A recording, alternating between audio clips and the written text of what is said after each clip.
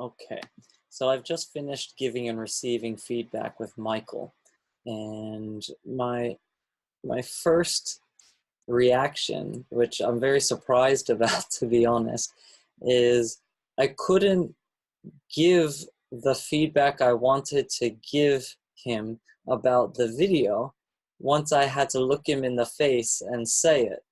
I had written out a coaching plan as per the formative coaching plan document, um, and it specifically included a couple points that I thought needed to be addressed or that could be improved with the classroom. But when I actually had Michael, the teacher, face to face, I found it really difficult to say what I needed to say. I wrote it down on the paper that I wanted to talk about maintaining a positive atmosphere, which we did. And I wanted to talk about how to receive students' contributions without, even when they were interrupting others or not following the the rules and procedures. The teacher in the video was often interrupted by students, as were other students interrupted by their classmates. And she let that disrupt her flow. But I wanted to find a way to encourage her to receive that feedback without deflecting the students' enthusiasm and energy that they were offering to her. She was often shushing people or saying no or not now or giving some sort of negative reaction. And I had a list of suggestions, nonverbal responses that I wanted her to be able to implement the next time that she faced this. But when I actually had Michael, my teacher, on camera, I found it difficult to say definitively what my plan was and what I thought needed to be done. Instead, I was softening myself and trying to be overly positive and not too harsh in my critique. I don't know for sure if Michael felt that I was being harsh or lenient in my critique, but from my perspective, I felt like I gave up and I wasn't strong enough in saying what I wanted to convey. Yeah, I had very specific ideas of I wanted the teacher to try just raising her hand or putting her finger over her mouth if she wanted people to be quiet and raise their hands rather than blurt things out. Michael, as the teacher, did offer some really good ideas of what the teacher could have done from the teacher's perspective, but saying that she sort of got distracted or she got off track and wasn't able to do it in the moment. I was also hoping that the teacher could respond with short, neutral to positive comments when the students were interrupting or blurting things out. Simple things like "thank you" or "I see," or "good idea," or "that's helpful," without going into great detail about what the student's actual information was, because I felt that she just gave little short nuggets of positivity that she could continue on her track and her lesson without being disrupted. Interruptions happen, but that doesn't mean her flow needs to be disrupted by the interruptions. So I was surprised myself that I couldn't quite give the feedback that I had intended. I also found the two restrictions held me back.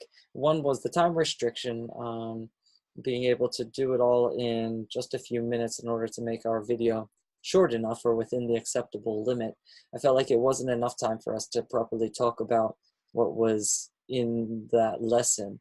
And I found our conversation, Michael and me, I found our conversation afterwards to be really engaging, and we both had a lot to say about it. And it was a great give and take that we had that's not actually included in our short video. That was just playing mentors and then flipping our roles.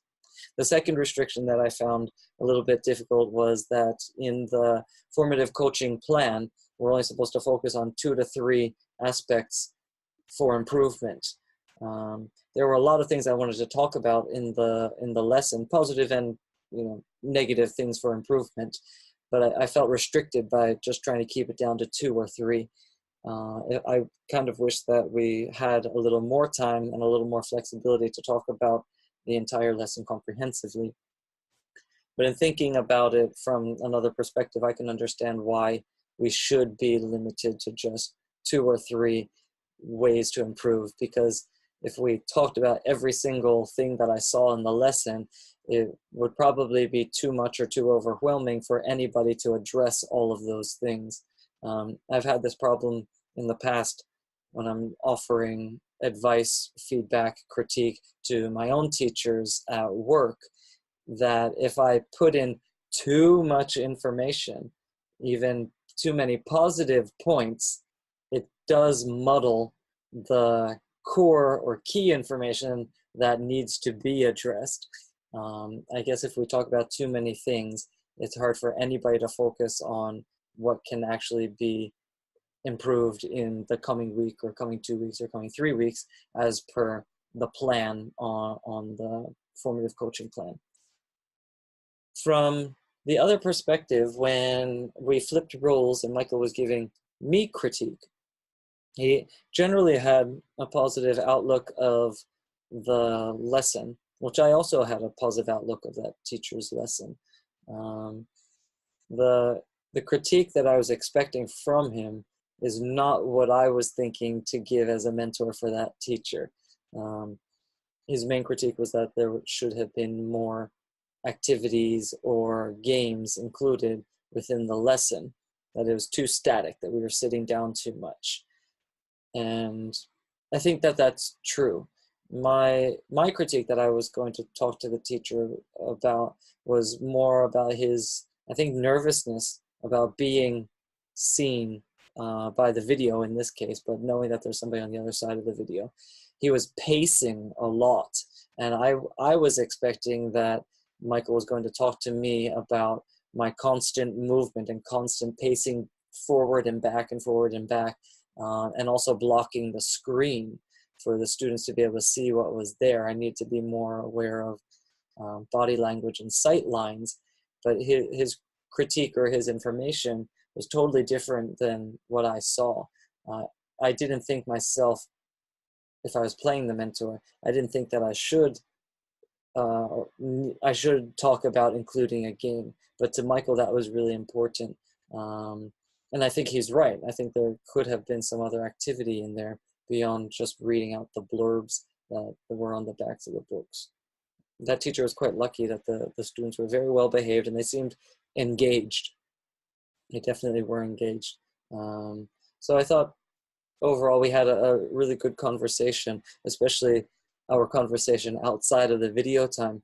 I really enjoyed. So yeah, that was my reflection on how our role playing went for playing mentors for each other, and I hope that that is satisfactory. It was really an interesting activity.